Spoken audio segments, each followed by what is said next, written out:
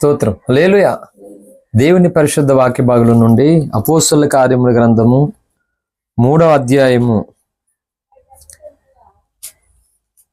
4, 5, 6 వచనాలను చదువుకుని క్లుప్తంగా ప్రభు యొక్క వాక్యాన్ని ధ్యానం చేసుకుందాం.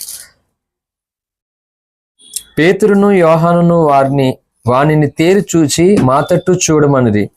వాడు వారి యొద్ద ఏమైనా దొరుకునని కనిపెట్టుచు వారి యందు లక్ష్యముంచెను. అంతట పేతురు, వెండి బంగారం నా యొద్ద లేవు గాని నాకు కలిగినదే నీకు ఇచ్చుచున్నాను. నజరేయుడైన యేసుక్రీస్తు నామమున నడుమని చెప్పి వాని కుడి చేయి పట్టుకుని లేవనెత్తెను. వెంటనే వాని పాదములను చీలమండలను బలము పొందెను. పరిశుద్ధ వాక్య దేవుడు వెనుకల్లో ఆస్వాదించును గాక. ఆమె. చిన్న మాట ప్రార్థన చేసుకుందాం. స్తోత్రం నాయన, ప్రేమ కలిగిన తండ్రి, మీకు వందనాలు. 4వ ఆరాధన యానం పెట్టి మీకు వందనాలు. ఇక్కడ మీరు ఏర్పాటు చేసినటువంటి సత్యమునకు స్తంభము ఆధారమైన సంఘం పెట్టి నీకు వందనాలు. చదవబడిన లేఖనము ద్వారా నీ దాసుని బలపరిచి అభిషేకించి నీ ఆత్మతో నింపి నీ ప్రజలందరికీ ప్రభువా మేలు కలుగునట్లుగా, మీకు మహిమ కలుగునట్లుగా నీవే నాతో మాతో మాట్లాడమని యేసయ్య నామమున ప్రార్థిస్తున్నాం తండ్రి. ఆమేన్. ఆమేన్. హల్లెలూయా. దేవుని పరిశుద్ధ నామానికి మహిమ కలుగును గాక. ప్రభుని ఆరాధించడానికి వచ్చిన మీ అందరికీ ప్రభునామంలో ప్రత్యేకమైన వందనాలు. లైవ్లో ఉన్నవారికి కూడా హృదయపూర్వకమైన వందనాలు. మంచిది. అపోస్తులైనటువంటి పేతురు, యోహానులు దేవాలయంలో దేవుణ్ణి ఆరాధించుకోవడానికి వెళ్ళినటువంటి సమయం. మొదటి వచనం, పగలు 3 గంటలకు ప్రార్థనా కాలమున పేతురును యోహానును దేవాలయమునకు ఎక్కువ వెళ్ళుచుండగా పుట్టిన మొదలుకుని కుంటివాడైన ఒక మనుషుడు మోసుకొని పోబడుచుండెను. హల్లెలూయా. కనుక దేవాలయంలోనికి వెళ్ళినప్పుడు పుట్టుకతో కుంటివాడైనటువంటి ఒక మనుషుడు వీళ్ళకి కనిపించాడట. వారిని చూసినప్పుడు ఈ మనుషుడు అనుకున్నాడు, ఈ పేతురు యోహానుల ద్వారా అతనికి ఏమైనా దొరుకుతుందేమో అనుకుంటున్నాడు. కానీ వాళ్ళు ఏం చెప్తున్నారంటే, అతని వైపు తేరు చూసి మా తట్టు చూడమన్నారు. హల్లెలూయా. ఖచ్చితంగా ఈ లోకము మన వైపు చూడడం దేవుని ఉద్దేశం, దేవుని చిత్తం. ఎందుకంటే ఎక్కడో అడవులలో ఉన్నటువంటి దావీదు తట్టు ఇశ్రాయేలు జనాంగం చూసినట్లుగా, లక్షలాది మంది ప్రజలు మోషేను చూసినట్లుగా, ఖచ్చితంగా అంటే మన విశ్వాసాన్ని మనం కలిగిన నాడు, మనకి దేవుడు అప్పగించినటువంటి నిరీక్షణ, విశ్వాసము కలిగి మనం ఎంపించినప్పుడు ఖచ్చితంగా ఈ లోకం మన తట్టు చూస్తుందట. అంటే మన దగ్గర ధనం ఉందని చూడదు, బలం ఉండదని చూడదు. మనము సామాన్యమైనటువంటి జనులు అయినప్పటికీ కూడా ఏదో శక్తి వీరి దగ్గర ఉన్నదని చూస్తారట. హల్లెలూయా. కనుక మా తట్టు చూడు అని చెప్పినప్పుడు అతడికి ఏమైనా దొరుకుతుందేమని లక్ష్యం ఉంచాడట వారి వైపు. కానీ ఏమన్నాడంటే ఒక అద్భుతమైనటువంటి మాట. 4, 5, 6 వచ్చాను. అంతటి పేతురు, వెండి బంగారములు నా యొద్ద లేవు గాని నాకు కలిగినదే నీకు ఇచ్చుచున్నాను అన్నాడు. హల్లెలూయా. ఈరోజు నీకు కలిగినది ఏమిటి? ఇది దీనికి సందేశం పేరు. నీకు కలిగినది ఏంటి అంటే, ఈరోజు మనం దేన్ని కలిగి ఉన్నామో మన జీవితంలో మనం తెలుసుకోవాలి ఖచ్చితంగానే. హల్లెలూయా. అంటే నీవు కలిగి ఉన్నటువంటి దానిని నీవు ఇతరులకు ఇవ్వాలట. అపోస్తులు కలిగి ఉన్నటువంటి దానిని ఇతరులకు ఇచ్చినప్పుడు ఏం జరిగిందంటే, వాడు చూడండి 7, వాని కుడి చేయి పట్టుకుని లేవనెత్తెను. వెంటనే వాని పాదములను చీలమండలను బలము పొందెను. వాడు దిక్కున లేచి నిలిచి నడిచెను. నడుచుచు గంతులు వేయుచు దేవుణ్ణి స్తుతించుచు వారితో కూడా దేవాలయంలోనికి వెళ్ళెను. హల్లెలూయా. అంటే అపోస్తులు కలిగి ఉన్నటువంటి దానిని ఎప్పుడైతే ఎదుటి వ్యక్తికి వారు ఇవ్వడం జరిగిందో, వెంటనే ఏం జరిగిందంట, అక్కడ ఒక దైవిక కార్యం జరిగింది. అది వరకు అంటే పుట్టుకతోనే నడవలేనటువంటి నిస్సహాయ స్థితిలో, బంధింపబడిన స్థితిలో ఉన్నటువంటి ఒక వ్యక్తి లేచి నడుచుచు గంతులు వేస్తూ దేవుణ్ణి స్తుతించాడట. ఎంత వర్ణన 1 by 1 ఎంత ఎలా చెప్పాడు చూడండి. వాడు దిక్కున లేచి నిలిచి నడిచాను. లేచాడట, నిలిచాడట, నడిచాడట. కంటిన్యూ మళ్ళీ ఏమన్నాడు, నడుచుచు గంతులు వేయచ్చు దేవుని స్తుతి. ఈ చూడండి వర్ణన ఎంత అద్భుతకరంగా ఉందో. ఈరోజు దేవుడు మనందరికీ కూడా అమూల్యమైనటువంటి విలువైన గొప్ప రక్షణ ఇచ్చాడు. అలాగే గొప్ప దైవజనుణ్ణి, ప్రవక్తను దేవుడు మనకిచ్చాడు. గొప్ప సత్య ప్రత్యక్షత దేవుడు మనకిచ్చాడు. కానీ ఇచ్చినటువంటి ఇది మనం పొందుకున్నాం, కానీ మనం దాన్ని బట్టి మనం ఇలాగా లేచి నిలిచి నడుచుచు గంతులు వేస్తున్నామా, దేవుణ్ణి స్తుతిస్తున్నామా, మనం ఆలోచన చేసుకోవాలి. అంటే యేసయ్యను నమ్ముకున్నాంలే, ఏం జరిగింది, ఏం పొందాను, ఏంటి నమ్ముకున్నాను కానీ ఏమీ లేదు అన్నట్లుగా లేవలేని స్థితి, ఇంకా పడిపోయినటువంటి స్థితి.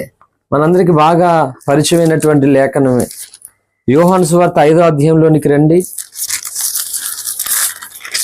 యోహాను సువార్త 5వ అధ్యాయము 5వ వచనం. అక్కడ 38 ఏండ్ల నుండి ఎదగల యొక్క మనుషుడు ఉండేను. యేసు వాడు పడియుండుట చూచి వాడప్పటికి బహుకాలము నుండి ఆ స్థితిలో ఉన్నాడని ఎరిగి. చాలండి, చూసా దేవుడే అంటున్నాడు, ఒక వ్యక్తి అట 38 సంవత్సరాలుగా పడి ఉన్న స్థితి. అంటే ఒక వ్యక్తి జీవితంలో 38 సంవత్సరాలు ఏమీ చేయలేనటువంటి స్థితిలో బంధింపబడి తను ఎవ్వరికి ఉపయోగం లేని స్థితిలో ఉన్నాడంటే, అంటే తన జీవితం నాశనం అయిపోయినట్టే కదా, మొత్తం తన లైఫ్ స్పాయిల్ అయిపోయింది కదా. అంత భయంకరమైనటువంటి పరిస్థితి ఏంటి. అటువంటి వ్యక్తి ఇన్ని సంవత్సరాలు అలా ఉండిపోయాడట. దాని అర్థం కూడా ఏంటి అంటే, ఈరోజు క్రైస్తవ సంఘంలో దేవుని ప్రేమను రుచి చూసి, దేవుని కృపను పొంది, దేవుని చేత మేలు పొంది, ఎన్నో మార్లు దేవుడు ప్రమాదాలను, ప్రాణాపాయ స్థితి నుండి కాపాడి కృప చూపించినప్పటికీ కూడా క్రైస్తవ సమాజంలో జనులు ఎలా ఉన్నారంటే ఈరోజు ఇంకా పడిన స్థితిలోనే ఉన్నారట. అంటే ఇన్ని కార్యాలు దేవుడు నీ ఎడల జరిగించినప్పుడు, చేసినప్పుడు నిజానికి అవి పొందాము కనుక ఎలా ఉండాలట, లేచి నిలబడాలన్నమాట. కానీ ఇంకా పడిన స్థితి 38 సంవత్సరాలు. హల్లెలూయా. అంటే ఎంతకాలం అవకాశం ఇచ్చినా, ఎంత కృప చూపించినా ఇంకా అలా పడిపోయిన స్థితిలోనే ఉన్నారంట జనులు. దానివల్ల దేవునికి ఏ మహిమ కలుగుతుంది? దానివల్ల వాళ్ళు సంఘానికి ఏమి ప్రయోజనకరం? దానివల్ల సమాజానికి వీళ్ళ వల్ల నష్టమే తప్ప లాభం అనేది లేదు. హల్లెలూయా. అందుకే నీవు కలిగి ఉండవలసింది ఏంటి, నువ్వు దేనిని కలిగి ఉండాలో నువ్వు తెలుసుకోవాలి ఖచ్చితంగా. అందుకని అపోస్తులు అంతా ముక్కుసూటిగా అంటున్నారు, మాకు కలిగిన దాన్నే మీకు ఇచ్చుచూ ఉన్నాం. ఎందుకంటే నీవంటూ ఒకటి కలిగి ఉంటేనే కదా ఎదుటి వారికి ఇచ్చేది. హల్లెలూయా. నీవేదైనా కలిగి ఉంటేనే ఎదుటి వారికి ఇవ్వాలి. కానీ ఈ రోజు కృత నిబంధన కాలంలో, ఈ 21వ సెంచరీలో ప్రభు రాకడ సమీపిస్తున్న తరలో ఉన్నటువంటి మనము ఏంటి, నువ్వు దేవుణ్ణి నమ్ముకున్నావు కదా, ఏం సాధించావు, ఏం కలిగి ఉన్నావు నీ జీవితంలోనని మనల్ని ఎరిగినటువంటి మనుషులు, విమర్శకులు కానీ, ప్రేమికులు కానీ, స్నేహితులు కానీ, శత్రువులు కానీ ఎవరైనా ఒకవేళ అడిగితే ఏంటి మన రెస్పాండ్ ఏంటి, అసలు మన రిప్లై ఏంటి, మన సమాధానం ఏంటి? ఏం కలిగి ఉన్నావు నువ్వు, ఏం సాధించావు నీ దేవుణ్ణి నమ్ముకుని అంటే, రమ్య అక్క చెప్పు, ఏం చెప్తావు? మౌనంగా ఉండాలా? సమాధానం లేని వారికి ఉండాలి? లేదు. నువ్వు వాక్యం దగ్గరికి వచ్చిన తర్వాత మౌనంగా ఉండే ప్రసక్తి లేదు అసలు. ఎందుకంటే విన్నటువంటి వాక్యంలో నుండి దైవ శక్తి, దైవ ప్రభావం నీలోనికి వెళ్ళాలి ఖచ్చితంగానే. ఒకవేళ అదే క్వశ్చన్ నరేంద్ర మోడీ గారు వేశారనుకో, మీరు యేసు ప్రభు దేవుడు అని నమ్మి ఎంతకాలం వెళ్తున్నారు, ఏం సాధించారు మీరు అని అంటే, నువ్వు సాధించలేదు, నేను సాధించానని చెప్తాను. హల్లెలూయా. 3 సార్లు నేను ప్రైమ్ మినిస్టర్ ఆఫ్ ఇండియా అంటాడేమో, నువ్వు 3 సార్లు అయ్యేవేమో. కాదు, నీ ప్రభుత్వాలు ఎప్పుడూ శాశ్వతంగా ఉండవు. నేను శాశ్వతంగా ఉండేటువంటి విశ్వ ప్రభుత్వంలో గొప్ప యాజకుడిగా, రాజుగా, దేవుని సొత్తు, మొదటి పేతురు 2:9 చూపెడతాను. నాది పర్మనెంట్ ప్రభుత్వం. హల్లెలూయా. పైగా నీకు వయసు అయిపోతుంది, కొంతకాలం వెళ్ళేసరికి వాయిస్ రాదు, ఇంకా ఒంట్లో ఓపికండదు.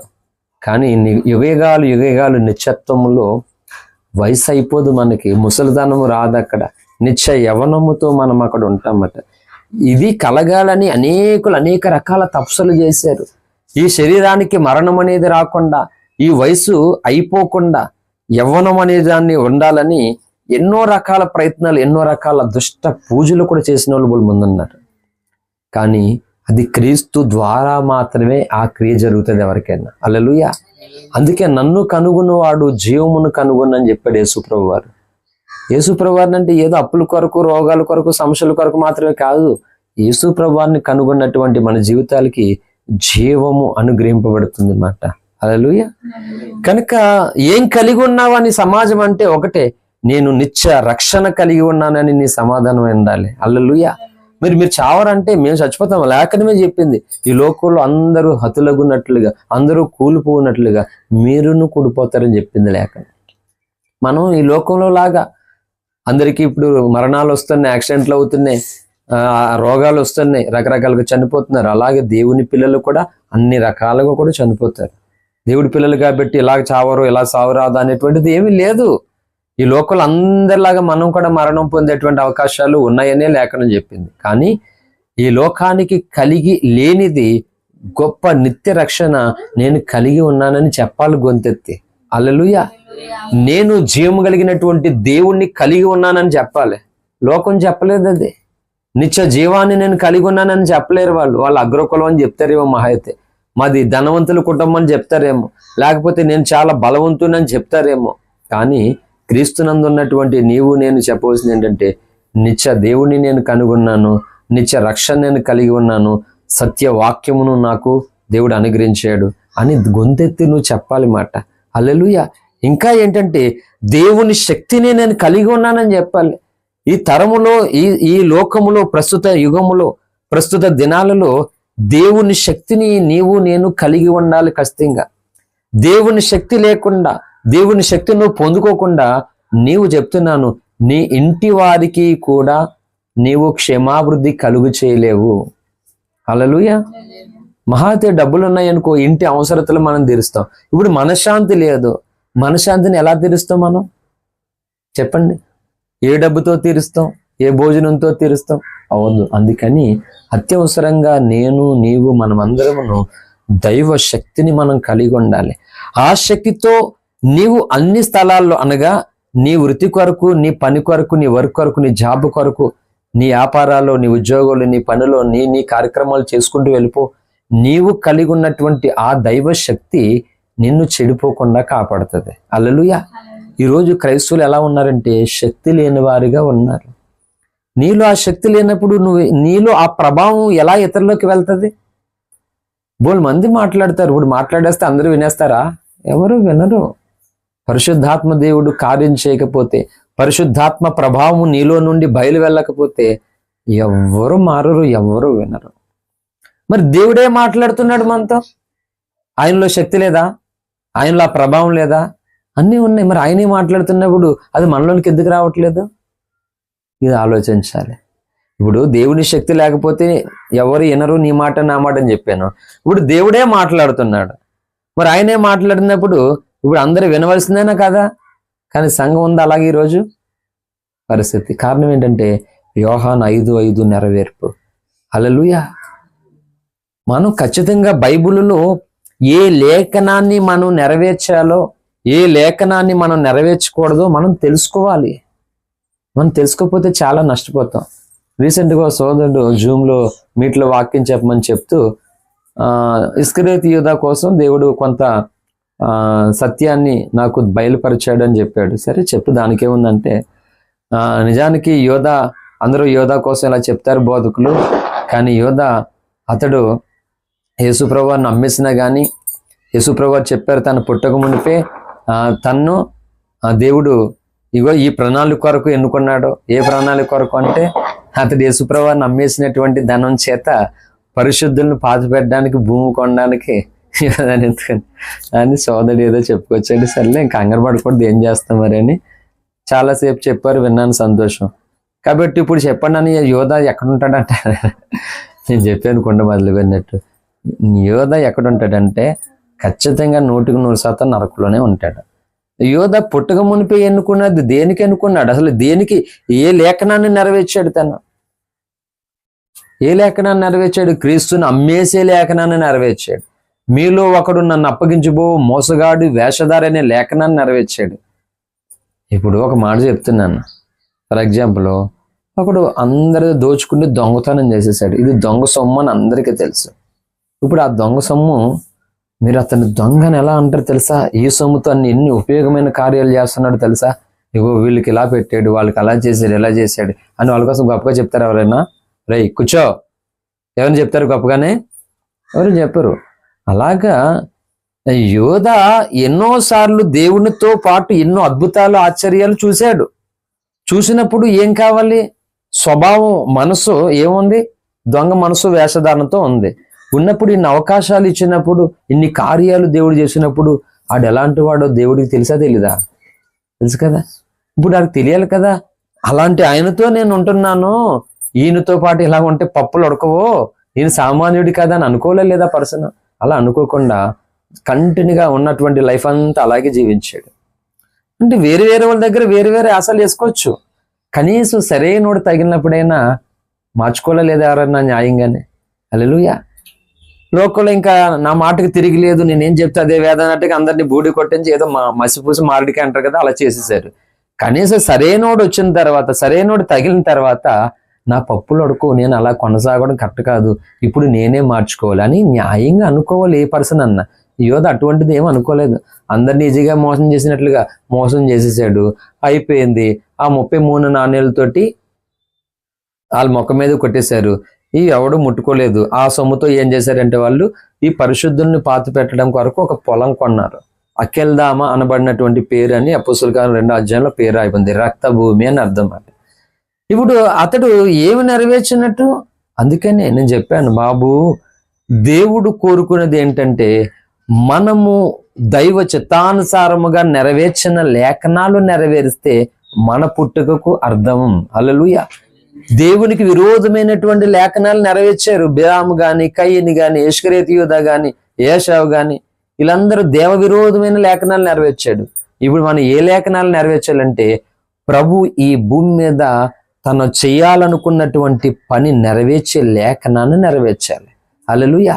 ఆ లేఖనం కొరకు కష్టపడాలి, ఆ లేఖనం కొరకు ప్రయాసపడాలి. అంటే దేవుడు నెరవేర్చాలనుకున్నటువంటి లేఖనం నువ్వు నేను నెరవేరిస్తే మనకి ఘనత వస్తుంది, దేవునికి మహిమ వస్తుంది. అందుకని మనం కూడా యోధలాగా అది చేసి ఇది చేసి ఆ అక్రమ సొమ్ము చేత ఓ చర్చి కట్టించామనుకో, దేవుడు ఉంటాడు అందులోనూ? ఉంటాడు కదా. ఎందులో కానీ పాతి పడతారు, తప్పదు. అది ఎలా జరిగిపోయింది అంతే. అంటే ఆ మనుషుడు పుట్టకపోతే మేలని దేవుడు అన్నాడో, అంటే దేవుని ప్రణాళికే కదా ఇదంటే? ఒకటే, దేవుని ప్రణాళిక ఏంటి అంటే మనుషులందరూ రక్షణ పొందడం. అవునా కదా? మనుషులందరూ రక్షణ పొందడం. అసలు నరకం అనేది చేసింది యోధా కోసం చేయలేదు దేవుడు, ఏ పాప కోసం చేయలేదు. 42 వచనం ప్రకారం 25వ అధ్యాయం మత్తయి సువార్త ప్రకారం మన పెదవసలో చెప్పాను కదా, దేవదూతల కొరకు చేసాడు దేవుడు నరకం అనేది. అందులోకి ఎవరు వెళ్తారని అక్కడ లేఖనం చెప్పింది? దూతలు. వాడితో పాటు ఆ దూతలు కూడా అందులో పడతారట. హల్లెలూయా. అపవాదికిని వాడిని దూతలకి అని చెప్పాడు దేవుడు. అంటే ఎవరైతే అపవాది నెరవేర్చేటువంటి లేఖనాలు నెరవేర్చడానికి, అపవాది స్వభావము కలిగి, అపవాది దురాలోచన కలిగి ఎవరైతే నడుచుకుంటారో వాళ్ళందరూ కూడా దేవ విరోధమైనటువంటి లేఖనాలను నెరవేర్చేస్తారు. దావీదు అన్నాడు, నిర్హేతముగా నన్ను ద్వేషించేవారు అనేకులు అన్నాడు. ఇప్పుడు ఆ లేఖనం నువ్వు నేను నెరవేర్చాలా? ఆ లేఖనం మన పట్ల నెరవేరబడాలి. ఎలా నెరవేరబడాలి? అలాగే నా జీవితంలో కొందరు నిర్హేతముగా, కారణం లేకుండా ఒట్టిగానే నిన్ను ద్వేషించేవారుగా ఉంటే, దావీదు పట్ల కొంతమంది ఇలా నిర్హేతంగా ద్వేషించినట్లుగా నీ పట్ల నా పట్ల కూడా ఇలా కారణం లేకుండా కొంతమంది నిష్కారణంగా ద్వేషించినట్లుగా నెరవేరబడుతుంది. కానీ నువ్వే నీతిమంతుని నిర్హేతముగా కారణం లేకుండా ద్వేషించేలా ఉంటే, చూసావా ఒకే లేఖనం ఎలా నెరవేరింది? దావీదుకేమో అవమానం గాయము పొంది దేవుని కృప పొందేటట్లుగా నెరవేరబడింది.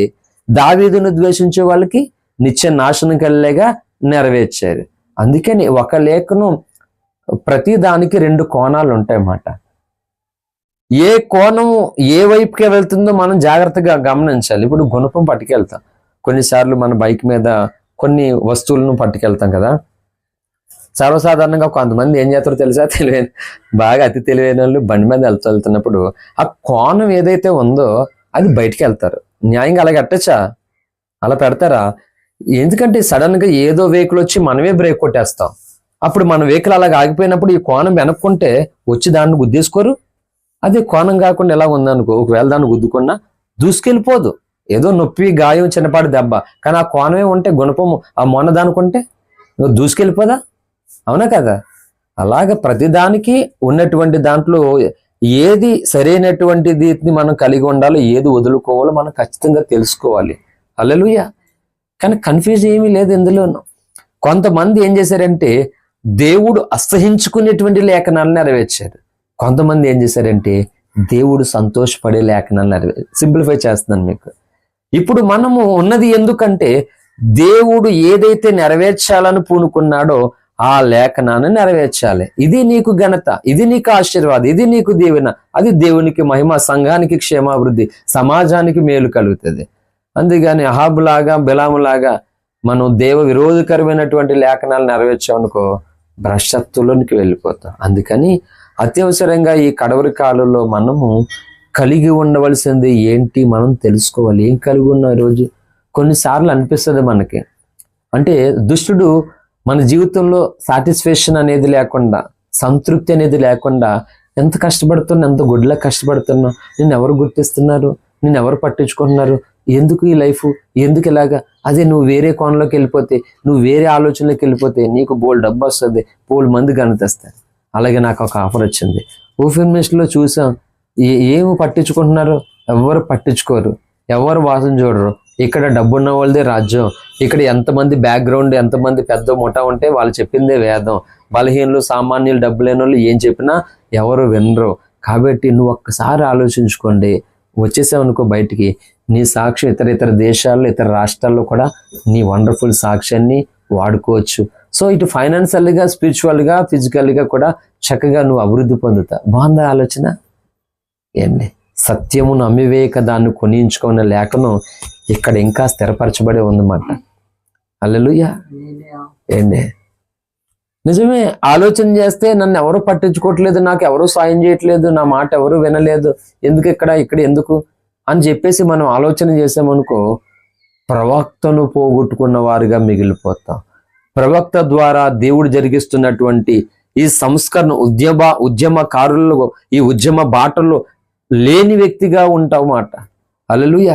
దేవుడు ఏ ప్రవక్త ద్వారా తన చిత్తాన్ని సంపూర్తిగా భూమి మీద నెరవేర్చాలనుకున్నాడో ఆ నెరవేర్పు గుంపులో నువ్వు లేకుండా బొత్తుగా పాడైపోతావు అన్నమాట. Never impossible. అందుకే నా తీర్మానం, అవసరమైతే రోగిగా బీద లాజరుగానైనా బ్రతుకుతాను కానీ ఈ సత్యమును మాత్రం విడిచే ప్రసక్తే లేనే లేదు. హల్లెలూయా. అందుకే నేను ఆ పాట రాసుకున్నాను. తరుముచున్నా సౌలుల నుండి కాపాడుమయ్యా, ఉరులు ఒడ్డిన దెలీలా నుండి రక్షింపవయ్యా. తరుముచున్న సౌలుల నుండి కాపాడుమయ్యా, ఉరులు ఒడ్డిన దెలీలా నుండి రక్షింపవయ్యా. సత్యము నుండి తొలగిపోక కరుణించుమయ్యా, నీ కృపలుండి తప్పిపోక కృప చూపుమయ్యా. సత్యము నుండి తొలగిపోక కరుణించుమయ్యా, నీ కృప నుండి తప్పిపోక కృప చూపుమయ్యా. తరుముచున్న సౌలుల నుండి కాపాడుమయ్యా, ఉరులు ఒడ్డిన దెలీలా నుండి రక్షింపవయ్యా. హల్లెలూయా. 2020లో పెదవాసుల్లో ప్రార్థనా గదిలో చాలా వేదనతో ఉన్నప్పుడు ఈ పాట దేవుడు ఇప్పుడు వచ్చి పెన పెట్టి ఇంకా రాయలేదు. హల్లెలూయా. అంటే దావీదును నిష్కారణంగా తరిమినటువంటి సౌలు లాగా నువ్వు మంచి చేస్తూ ఉంటే, నువ్వు న్యాయంగా నువ్వు వెళ్ళిపోతూ ఉంటే, నువ్వు సత్యము కొరకు బ్రతుకుతుంటే, సౌలు ఆత్మ కలిగినటువంటి వ్యక్తులు నిష్కారణంగా తరుముతూ ఉంటారంట, గాయాలు చేస్తుంటారు, అవమానాలు చేస్తుంటారు, నిన్ను నష్టపరుస్తారు, కృంగదీయడానికి తరుముతూ ఉంటాయంట సౌలు ఆత్మలను. హల్లెలూయా. ఓ ప్రసంగంలో చెప్పాను, ఎట్టి ఆత్మను కలిగి ఉన్నావో తెలుసుకో అని. హల్లెలూయా. ఏ ఆత్మతో పడితే ఆ ఆత్మతో మనం నడిపించబడకూడదు. అది మనకి ప్రమాదం, సంఘానికి ప్రమాదం, కుటుంబానికి ప్రమాదం, సమాజానికి ప్రమాదం. అందుకే రోజు దేవ విరోధమైనటువంటి ఆత్మలకు అవకాశం ఇస్తున్నాడు. ఆ గారడీ సీమోను చూడండి, బహుద్రవ్యం ఇచ్చి అపోస్తులైన పేతురు గారికి ఆ వరాన్ని నాకు ఇచ్చి అంటున్నాడు. వరాన్ని ఇస్తే ఏం చేస్తాడు వీడు? దేవుడికి ఉపయోగిస్తాడా? ఏం లేదు. ఈ పైసాయే పరమాత్మ అన్నట్టుగా ఈ మొత్తానికి ఇదే వాడి బతుకైపోయి ఈ విద్యలు వేసుకుంటూ ఆ మ్యాజిక్ షోలు అన్ని చేసుకుంటూ సమాజం దగ్గర బాగా సంపాదిస్తున్నాడు. అరే వీళ్ళు యేసునామం పేరిట బోలు అద్భుతాలు చేస్తున్నారు, ఆ వరం కనుక నాకు వచ్చేస్తే సంపాదనే సంపాదన అనుకున్నాడు వాడు. చూసారా, అది ఎలాంటి ఆత్మను కలిగి ఉండాలి, ఎలాంటి ఆత్మను మాట్లాడుతున్నాడు అర్థం కాలేదు. అలాగే ఈరోజు మనం దేనిని కలిగి ఉన్నామో మనం తెలుసుకోవాలి. ఖచ్చితంగా చెప్పచ్చు, బంధువులు, స్నేహితులు, చుట్టాలు, చివరికి సాతానుతో సహా ఏమి సాధించావు నీ దేవుడు నమ్ముకుని, ఏం చేశాడు నీ దేవుడు నీకంటే, నువ్వు కలిగిన దైవ శక్తిని గూర్చి నువ్వు ప్రకటించాలి. హల్లెలూయా. ఇదిగో నేను కలిగి ఉన్నాను, విశ్వములో సర్వోన్నతమైన నజరేయుడగు యేసు అనే నామాన్ని నేను కలిగి ఉన్నానని చెప్పాలి. అక్కడ భయపడిపోతాడు వాడు. చూసారా, ఈ మతోన్మాద శక్తులన్నీ ఈ బైబిల్తో నువ్వు రోడ్డు మీద కనబడు. ఎందుకు భయపడిపోతున్నారు? సువార్త పత్రికతో కనబడు రోడ్డు మీద, ఎందుకు తోక్కోసం మేకలా గరిసేస్తున్నారు వీళ్ళు? చూసారా, ఎందుకంటే ఆ నామములో అంత దైవశక్తి ఉంది గనక.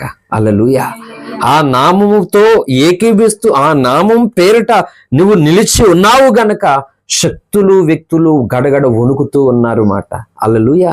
కనుక చూసారా, అందుకే దేవుడు అన్నాడు, ఆ కృంటివాడంట పుట్టుకతో కృంటివాడట. ఈరోజు చాలా మంది దేవుని సంఘాలలో జనులు ఏమైపోతున్నారంటే పడి ఉన్న స్థితి ఎప్పుడు లేస్తారు, ఎప్పుడు పరిగెత్తడానికి స్టడీగా ఉంటారో, ఎప్పుడు వాళ్ళు నడుస్తారు, ఎప్పుడు వాళ్ళు పరిగెడతారు. ఇప్పుడు చెప్పాను కోలంకలో, గురి వద్దకే పరిగెత్తాడు. గురి వద్దకు పరిగెత్తినవాడు ఖచ్చితంగా గమ్యాన్ని చేరతాడు. గురి లేకుండా పరిగెత్తేవాడు ఎప్పటికీ గమ్యాన్ని చేరలేడు. హల్లెలూయా. మనం పడి ఉన్న స్థితి నుంచి లేవాలి. ఒంట్లో బాగోలేదు, కొంచెం ఏదోలాగా గెంజో ఏదోటి కాసుకోవాలని చాలా ఊపు తెచ్చుకుని లేస్తారు. అంటే ఆ లేవడం ఏంటంటే ఆ పడి ఉన్న స్థితి నుండి కొద్దిపాటి పని చేసుకోవడానికి లేపబడ్డాం, కానీ పరిగెత్తడానికి ఆ లేవడం సరిపోదు. ఇంకా స్టడీలో లేదు మాట, పరిగెత్తే స్టామినా లేదు మాట, స్ట్రెంత్ లేదు మాట. ఇప్పుడు తను కొంచెం బలం పొంది 1 2 3 అనగానే పరిగెత్తడానికి స్టడీలో నిలబడాలి, అది వేరు మాట. అలా లేకను వాడు పడి ఉన్న స్థితి నుండి లేచి నిలిచి నడుచుచు గంతులు వేయచు దేవుణ్ణి స్తుతించాడు. అద్భుతమైనటువంటి విషయం. మన జీవితంలో ఈ ప్రక్రియ ఉండాలి.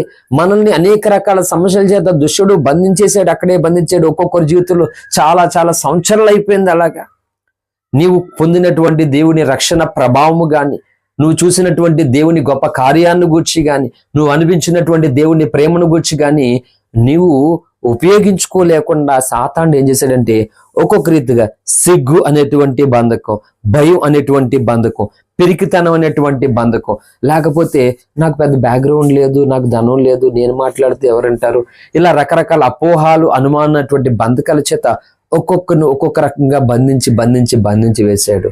ఇప్పుడు అట్టి బంధకాలు ఉన్న వారికి ఈ దైవ శక్తి అవసరం మాట. అందుకే ఈ సమయంలో ఒక ప్రవచనముగా దేవుని శక్తిని రిలీజ్ చేస్తున్నాను పరిశుద్ధాత్మ ద్వారాని. హల్లెలూయా. కనుక నీవు అలాగ బంధింపబడ్డం దైవ చిత్తము కాదు, నువ్వు లేచి నిలిచి నడవాలి. నువ్వు ఇది దేవుని చిత్తం. నడుచుచు గంతులు వేయచ్చు నీ దేవుడు నీ జీవితంలో చేసిన గొప్ప కార్యముల కొరకు నువ్వు స్తుతిస్తూ సాక్ష్యం ఇవ్వాలట. హల్లెలూయా. ఆ గొప్ప కార్యములు జరిగించడము కొరకు నువ్వు పరుగులు తీయాలట. ఇది దేవుడు కోరుకున్నది. అందుకని అపోస్తులు తమ ఎండి బంగారం నా యొద్ద లేవు గాని నాకు కలిగున్న దేవుని శక్తి నజరేయుడగు యేసు అనే నామం పేరట వాళ్ళు రిలీజ్ చేసినప్పుడు పుట్టిగా కుట్టివాడైన వ్యక్తి యొక్క ఆ కండరాలంట, ఆ చీలమండలంట నిలిచాయట. హల్లెలూయా. అంటే మనందరూ ఇప్పుడు కుంటివారిని, మోగవారిని, గుడ్డివారిని స్వస్థపరచడం పని అంటే ఎస్, అవసరమైనప్పుడు దేవుడు స్వస్థపరచగలడు, స్వస్థపరుస్తాడు కూడా. హల్లెలూయా. అంతకంటే ముందు ఒక వ్యక్తి తాను గురి గమ్యం లేనటువంటి జీవితంలో బ్రతుకుతుంటుండగా అతడికి ఇది గురి, ఇది అసలైన గమ్యం, ఇది అసలైన గురి అని ఒక నిర్దేశత తనకి తెలియపరచడానికి ఈ శక్తిని మనం వినియోగపరచాలట. అందుకనే శక్తిహీనులుగా మనం ఉండకూడదట. క్రైస్తవుండా కదలి రావయ్య అనేటువంటి ఒక పాటలో శక్తిహీనులై ఏమందుము, శక్తిహీనులై ముందు అన్నమాట. హల్లెలూయా. మేము శక్తిహీనులం, ఎండవానాలని చెప్తే జడిసి ఉన్నామని అన్నారు అక్కడ. శక్తిహీనులు అనకూడదు, మీరు శక్తిహీనులు ఏమైందో అయ్యా అంటున్నాడు భక్తుడు. హల్లెలూయా. దేవుడు ఎదుట నేను శక్తిహీను నన్ను అనకూడదట. దేవా నువ్వు బలవంతుడు. పేతురు గారు ఏమన్నా తెలుసా, భయపడిపోతున్నారంట గాలి భూతం అని చెప్పేసి. ఆ సముద్రంలో మత్తయి సువార్త 14వ అధ్యాయంలో స్టేట్మెంట్. అప్పుడు యేసుప్రభువు వారు ఏమన్నారంటే, నేనే భయపడుకుడి అన్నాడు. అప్పుడు పేతురు ఏమన్నారు, నువ్వే అయితే ప్రభువా నేను నీ దగ్గరికి వస్తాను అన్నాడు. ఎక్కడికి వస్తాడట, సముద్రం మీద నడిచి వస్తాడట. యేసుప్రభువు వారి దగ్గర పేతురు ఏమన్నాడు, నేను వస్తాను నువ్వే అయితే అన్నాడు. వెంటనే యేసయ్య అన్నాడు రమ్మని అన్నాడు. వెంటనే పేతురు ఏం చేశాడు, ఆ పడవలో నుండి, దోణిలో నుండి, నావలో నుండి కాలు నీటి మీద మోపి నిలిచిపోయాడు. నీటి మీద అడుగులు కూడా వేసాడు. మునిగిపోయిన స్టోరీ తర్వాత నీటి మీద నిలబడే సాహసం ఎవరు చేస్తారండి? చేయగలరు ఎవరన్నా? ఇంపాసిబుల్ మాట. కానీ నీటి మీద నిలిచాడు. దాని అర్థం ఏంటంటే, అడుగు పెట్టడానికి అవకాశం లేని స్థితి పరిస్థితుల్లో మనం ఉన్నప్పటికీ కూడా దేవుని మాట ప్రకారంగా అడుగు ముందుకు వేయాలట. అడుగు ముందుకు వేయాలట. నేను నా ట్రీట్మెంట్ విషయంలో ఇంకా ఓప్స్ అన్ని వదిలేసుకుని, ఎందుకంటే నాకు తెలుసు హాస్పిటల్కి వెళ్తే బిల్ అవుతుంది, ఇంకా అప్పుల పాలు అవుతుంది తప్ప ఈ డాక్టర్లు ఎవరి వల్ల కాదు. ఎందుకంటే అన్ని సంవత్సరాలు చూసాం. అదేదో నాకు పెట్టేటువంటి రూపాయి మా అమ్మకు పెడితే తను ఏమన్నా బ్రతకడానికి అవకాశం ఉందని నేను మా అన్నయ్యకి చెప్పాను, ఇంకా మీరు వదిలేసండి నన్ను, వద్దు, నాకు పెట్టేటువంటి రూపాయి ఏదో అమ్మకు పెట్టండి, ఒకవేళ దేవుడు అవకాశం ఇస్తే తను బతుతుంది. నేను చనిపోతే అమ్మకి ఇంకా 2 కొడుకులు 1 కూతురు ఉంటుంది. అదే అమ్మ చనిపోతే తండ్రి తల్లి లేని అనాథలు అయిపోతాం మనం, అలా ఉండడానికి వీలు లేదు. కాబట్టి నన్ను వదిలేసేయండి, దేవుడు నేను తేల్చుకుంటామని చెప్పేశాను. నేను ఇలా 50 రోజుల ఉపవాసాలు కొనసాగాను. ఇలా ఎవరు మాట్లాడుతున్నా నేను ఏకీభించలేదు. ఎందుకంటే అంత ఆ సమస్య ఏంటో అది డబ్బులతో మెడిసిన్స్తో కుదిరే సమస్య కాదని నాకు తెలుసు. కాబట్టి ఈ మొండి కఠిన తత్వాన్ని నేను కలిగి ఉన్నాను. చివరికి అన్ని రకాలుగా అయిపోయినాయి. చూసిన వాళ్ళు వచ్చిన వాళ్ళు ఎన్ని రకాలు మాట్లాడుతున్నా అసలు ఆ మాట వినడానికి కూడా నాకు ఇష్టం లేదు. అలా మూసేసుకున్నాను. చివరికి ఊపిరి గారి నుండి ఫోన్ వచ్చేసరికి స్పీకర్ ఆన్ చేయమన్నారు. నా పక్కన ఉన్న వాళ్ళని స్పీకర్ ఆన్ చేశారు. ఊపిరి గారు నాతో మాట్లాడారు. బేటా నేను చెప్పేది వింటున్నావా అంటే, డాడీ అని చెప్పి మాట రావట్లేదు నాకు. అప్పుడు ఒకటే చెప్పారు ఆయన, ఏమన్నా తెలుసా, 1 అడుగు వేయి బయటికి, నువ్వు ఉన్న స్థలంలోంచి 1 అడుగు ముందుకు వేసి వెళ్ళు బేట. హాస్పిటల్లో గనక దేవుడు గనక నిన్ను ముట్టి స్వస్థపరిచాడంటే సాతాను కోట్లు కోల్తాయి నీ ద్వారా. సంఘానికి క్షేమాభివృద్ధి కలిగేలాగా దేవుడు తనని ఘనపరుచుకుంటాడు, మహిమపరుచుకుంటాడు. ఒకవేళ నువ్వు హాస్పిటల్లో మరణించావనుకో, జీవితకాలం అంతా ఈ భయంకరమైనటువంటి రోగ పీడింపు నుండి నువ్వు విడుదల పొందినటువంటి తృప్తి అయినా మాకు కలుగుతుంది. కాబట్టి నువ్వు అలా ఉండడం దేవుని చిత్తం కాదు. 1 అడుగు ముందుకి వేబేట. ఇదే మాట్లాడారు నాతో. ఆ దైవజనుడి మాటకు విధేయత కలిగి ఒకే డాడీ అని చెప్పి నేను అడిగి పెట్టిన ఆ తర్వాత ఏమైందో ఇప్పటి వరకు బాహాటంగా నా జీవితాన్ని అందరూ చూస్తూ ఉన్నారు. రేపొద్దుట ఇంకా చూడబోతారన్నమాట. ఎలాంటి వ్యక్తిని కోల్పోయారు, ఎలాంటి వ్యక్తిని పోగొట్టుకున్నారు, ఎలాంటి వ్యక్తి ప్రేమను దుర్వినియోగ పాలు చేసుకున్నారు, రేపొద్దుట ఇంకా చూస్తారు. దావీదు రాజైనంత మాత్రాన మీకేమన్నా ఈగలడా, ఒలువ తోటలు ద్రాక్ష తోటలు మీకేమన్నా ఈగలడా అన్నాడు సౌలు. అవును కదా, రాజు అయితే మాత్రం దావీదు ఏమైతే ఎక్కడి నుంచో గొర్రెలు కాసుకుని వచ్చాడు, మనకేమివ్వగలడు అక్షయ్ కుమారుడు, సౌలుతోటే ఉంటే మనం, సౌలు మనకి ఏది కావాలితే అది పెడతాడు, ఏది ఇవ్వాలంటే అది ఇస్తాడు అని అనేకులు సౌలు పక్షంగా ఉన్నారు, దావీదు పక్షంగా లేరు. ఈరోజు ఈ మనీ అనేది లేనందువలన నీతిని అమ్మేసుకున్నారు నాతో చాలా మంది.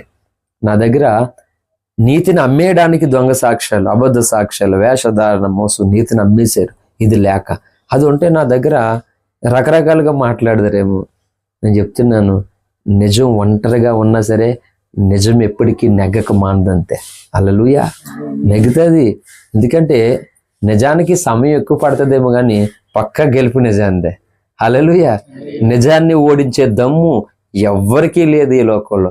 నిజాన్ని ఓడించడానికి వ్యక్తులు ప్రయత్నం చేస్తారు, అంతే, విఫలమైపోతాయి. ఊపిరిగారిని చంపడానికి ఒక మాంత్రికుడికి ₹1,00,00,000 ఇచ్చి మంత్రప్రయోగాలు చేపించారు. చాలాసార్లు అలా 1-2 సార్లు కాదు. క్రైస్తవ ఈ తలకాయ లేని వాళ్ళు అంటారు, మన మీద మంత్రాలు జరుగుతాయా, ఎందుకు పిచ్చిగా పోతా అంటాడు. ఇంక ఏమనుకోవాలి వాళ్ళని, ఏ బడిలో చదివాడాన్ని ఏమనుకోవాలి మనం. ప్రవక్తను చంపించడానికి ఇలాగ ₹1,00,00,000 హెచ్చించి మంత్రప్రయోగాలు చేపిస్తే వాళ్ళందరూ నాశనం అయిపోయారు. వాళ్ళందరూ కూడా ఈయన మాత్రం గుండ్రాయిలాగా అలాగే ఉన్నాడు. ఎందుకంటే ఒక సంకల్పము కొరకు దేవుడు ఎన్నుకుని ఏర్పాటు చేసుకున్నటువంటి పని కొరకు దైవశక్తి ఆయన్ని కాపాడుకుంటుంది, నడిపిస్తుంది మాట. 2 సార్లు క్యాన్సర్ వచ్చి బ్రతకడం అంటే మాటలు ఏమన్నా ధనవంతుడైన ప్రపంచంలో అన్ని దేశాలకి వెళ్ళి ట్రీట్మెంట్ పొందడానికి ఎంతోమంది సాధ్యపడలేదు డబ్బుతోటి. హల్లెలూయా. దైవశక్తి చేత ప్రవక్త నడుస్తున్నాడు. ఈరోజు అగాపే సంపూర్ణ సువార్త సంఘంలో ఉన్నటువంటి ప్రతి పర్సన్ ఖచ్చితంగా బైక్లో పెట్రోల్ లేకపోతే బండి నడవదు, డబ్బులు లేకపోతే కుటుంబం నడవదు, ఒంట్లో ఓపిక లేకపోతే మనం నడవు.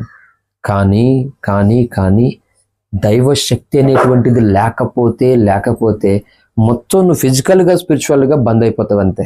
హల్లెలూయా. ఇది లేకే కదా అస్తవ్యస్తం అయిపోయింది సంఘ పరిస్థితి. రోజు కుటుంబాల్లో ఎందుకు ఇలాగ చల్లారిపోయిన స్థితిలో ఎందుకున్నారంటే దైవశక్తికి చోటు లేదు లోపల. హల్లెలూయా. నువ్వే శక్తి కలిగి లేనప్పుడు నీ శక్తి ఇంకొకరికి ఎలా ఇస్తావు నువ్వు చెప్పు? నీ ద్వారా ఎలా రిలీజ్ అవుతుంది? అది రిలీజ్ కాలేదు అసలు. నీలో నుండి ఆ శక్తి బయటికి, ఆ ప్రభావం వెళ్ళాలి మాట. ఇప్పుడు చూడండి, సంశయంలో ఉన్నటువంటి ప్రభావము ఏమైపోయింది తెలుసా? హల్లెలూయా. సంశయంలో ఉన్నటువంటి ప్రభావం ఎప్పుడైతే ఆ యొక్క తల వెంట్రుకలు కట్ చేయడం జరిగిందో, నాజూరు చేయబడినటువంటి ఆ వెంట్రుకలు కట్ చేయడం జరిగిందో, సంశయంలో ఉన్నటువంటి ఆ శక్తి, ఆ ప్రభావము బయటికి వెళ్ళిపోయింది. హల్లెలూయా. ఆ శక్తి బయటికి వెళ్ళిపోయింది. మరలా దేవుడు కృప చూపించి ఆ సంసోను తల వెంట్రుకలు మొలిచే కృపనిచ్చాడు. ఈరోజు చెప్తున్నాను, నీలో నాలో దైవశక్తి బయటికి వెళ్ళిపోతే మన భక్తి అంతా శూన్యము, మన జీవితం అంతా శూన్యం, మన బ్రతుకంతా శూన్యమైపోతుంది. కాబట్టి రక్తం పోవచ్చు, డబ్బులు పోవచ్చు, మన శ్రమ అంతా పోవచ్చు, కానీ ఎట్టి పరిస్థితుల్లోనూ నీలో దైవశక్తి వృధా అయిపోవడానికి వీల్లేదు. ఆ శక్తి అనేకుల్ని నిలబెట్టడానికి ఉపయోగించాలి. హల్లెలూయా. అనేకుల్ని ఆ శక్తి బలపరచడానికి ఉపయోగించాలి. ఆ శక్తి అనేకుల్ని క్రీస్తు దగ్గరకు నడిపించడానికి ఉపయోగించాలి. ఆ శక్తిని ప్రకటిస్తున్నాను, ఆ శక్తిని నీకు ఇచ్చుచున్నాను అన్నాడు అపోస్తులైన పేతురు, యోహానులు.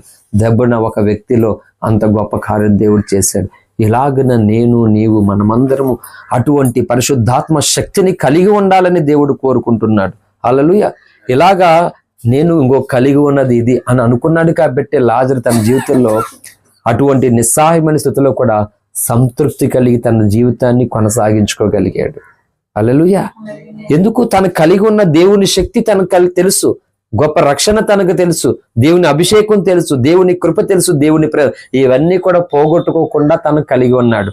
అందుకని మీకు కలిగి ఉన్న దాన్ని గట్టిగా, ప్రకటన గ్రంథం చదివించాను కదా, గట్టిగా పట్టుకోవాలట. గట్టిగా పట్టుకోవాలి. ఎందుకు పట్టుకోవాలంటే ఎవరొకరు ఏదో ఒక రూపంలో నీకు కలిగి ఉన్నటువంటి దానిని ఎత్తుకెళ్ళిపోతారు. హల్లెలూయా. అలా ఎవరు ఎత్తుకెళ్ళలేనంతగా నీ కలిగి ఉన్నటువంటి దానిని గట్టిగా నువ్వు చేపట్టిన నాడే ఆ ప్రభావము ఇతరులోనికి వెళ్ళి 1,00,000 మంది రక్షణ పొందకపోవచ్చు, 1000 మంది రక్షణ పొందకపోవచ్చు, కనీసం నీ ద్వారా ఒక్కరైనా పొందితే దేవుడికి మహిమే కదా. చెప్పండి.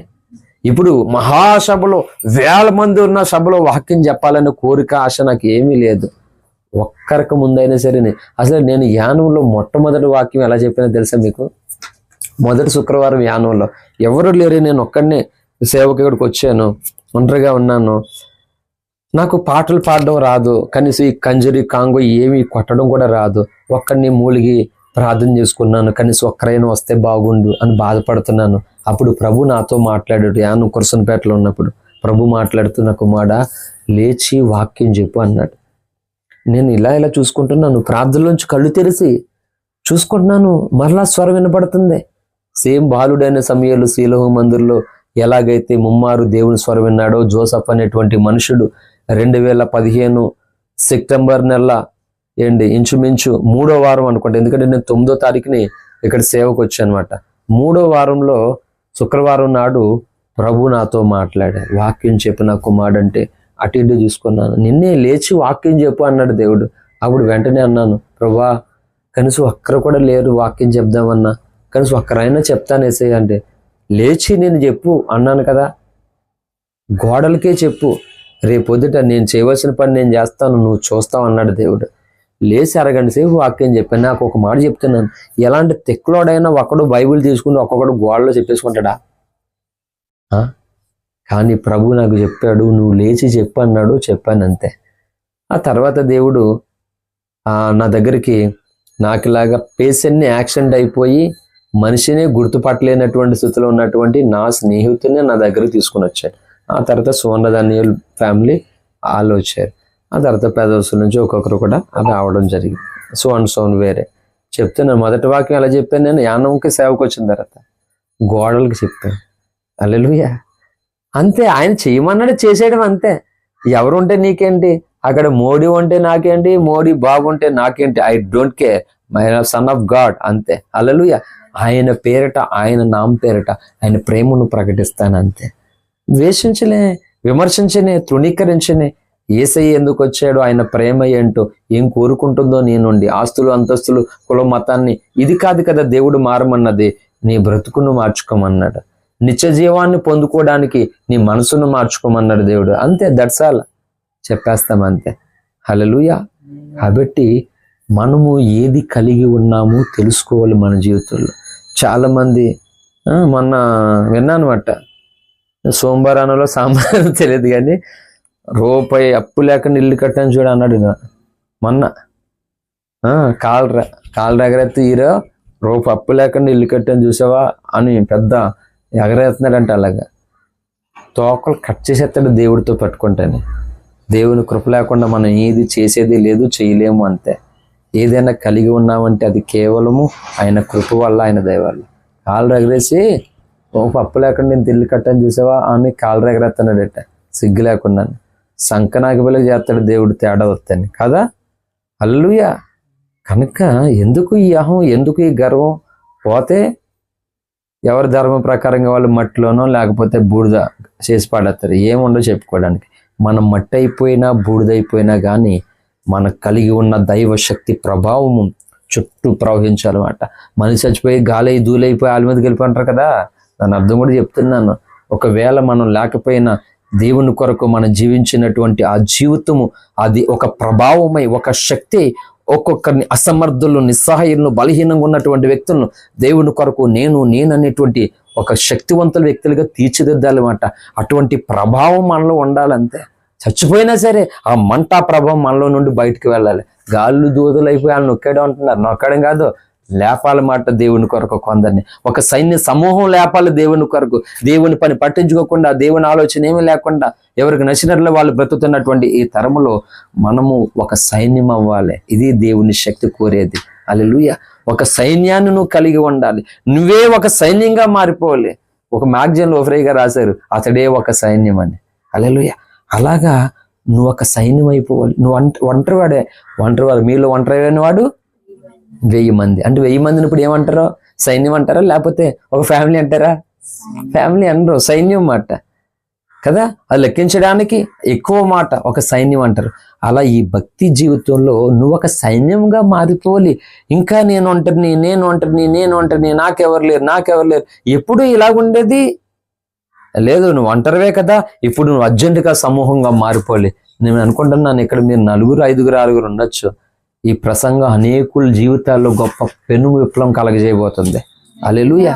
అనేకులు బంధింపబడిపోయి ఏళ్ల తరబడి అలాగే దేవుని కొరకు ఏమి చేయలేని ఉండిపోయిన వాళ్ళు ఈ ప్రసంగం ఒక్కొక్కరిని జ్వాలగా వాళ్ళని రగిలించబోతుంది. హల్లెలూయా. నాకే పరిశుద్ధాత్మ అగ్ని ప్రభావం మండుతుంది ఇక్కడ లోపల.